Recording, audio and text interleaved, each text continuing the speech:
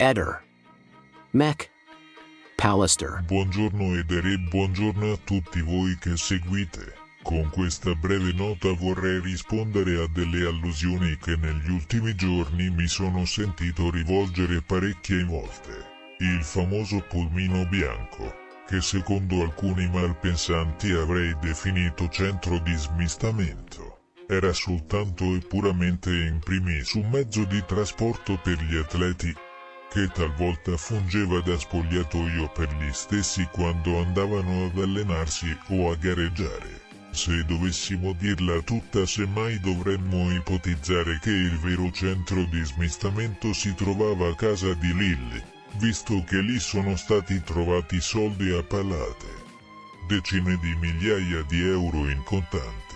Nel nostro pulmino non è stato trovato nulla. È vero che veniva usato anche da me per gli incontri privati con Lilly, ma ripeto, veniva usato regolarmente anche da altri membri dell'associazione sportiva, quindi non era di mio esclusivo utilizzo, per cui non avrei potuto renderlo centro di smistamento di alcun genere. Ovviamente mi riservo di agire legalmente contro coloro che continueranno a diffamare il mio nome e la mia integerrima reputazione con insinuazioni di questo genere, prive di ogni fondamento ma ricche di grande stupidità.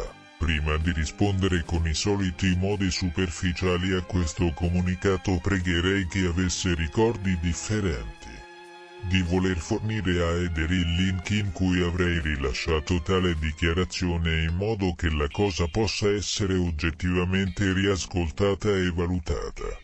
Voglio proprio risentire dove avrei asserito che quel mezzo fosse un centro di smistamento di affari illeciti. Concludo sottolineando che soltanto un idiota avrebbe dichiarato a mezzo stampa, tramite YouTube, di essere invischiato in affari loschi e indicarne anche la sede e il mezzo. E soltanto degli idioti possono credere che io abbia detto e fatto una cosa del genere. Saluti a tutti.